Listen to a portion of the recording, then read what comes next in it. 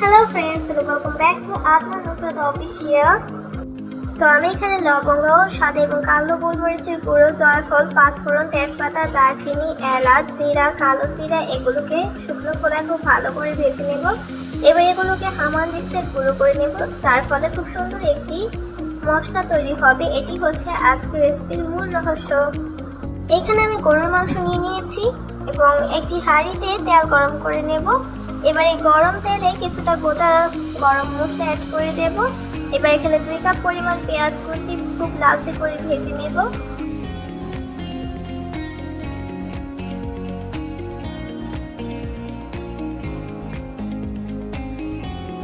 পাঁচ মিনিটের মতো পেঁয়াজটাকে অনবরত নাড়াচাড়া করে ভাজার পরে পেঁয়াজটা গোল্ডেন ব্রাউন হয়ে গেছে। Just look at this colour.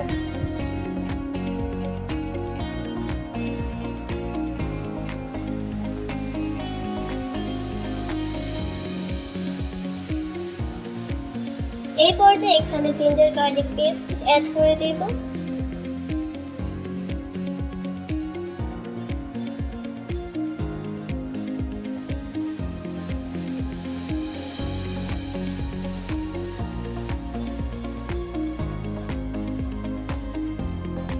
এবার এখানে চীনাবাদাম এবং কাঠবাদামের পেস্ট অ্যাড করে দেব।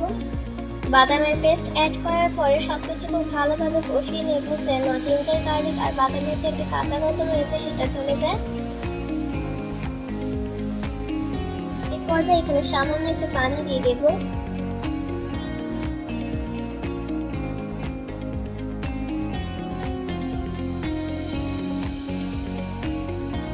দুই মিনিট ধরে মশলাটা ভালোভাবে কষানোর পরে এখানে আমি হলুদের গুঁড়ো এবং মরিচের গুঁড়ো অ্যাড করে দেব।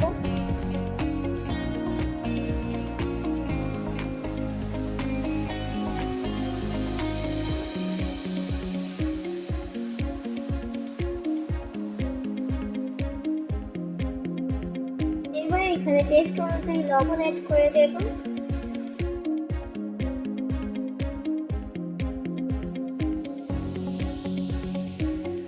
এখানে সবগুলো মশলা ভালোভাবে কষিয়ে বিফটা দিয়ে দেব।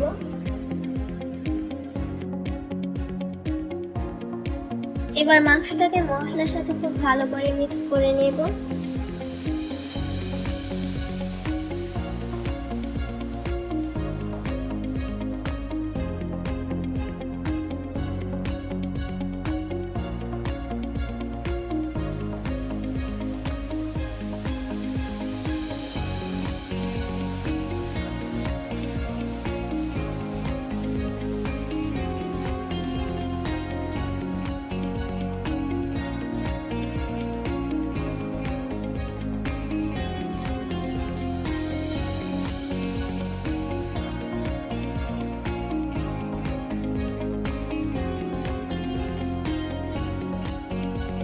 এবার মাংসটাকে দীর্ঘক্ষণ যাবত কষানোর পরে এখানে আমি আলু অ্যাড করে দেব।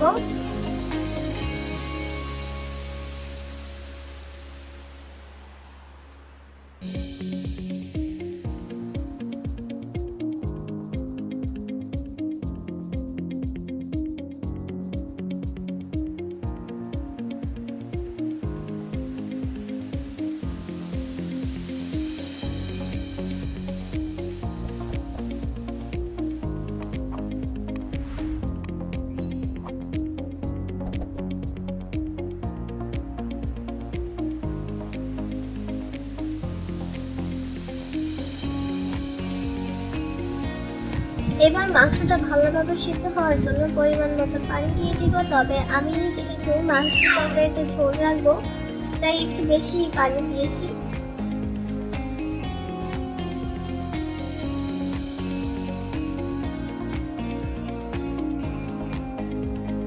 এই পর্যায়ে এখানে আমি আগে থেকে তৈরি করে রাখা গরুর মাংসের মশলাটা দিয়ে দেব।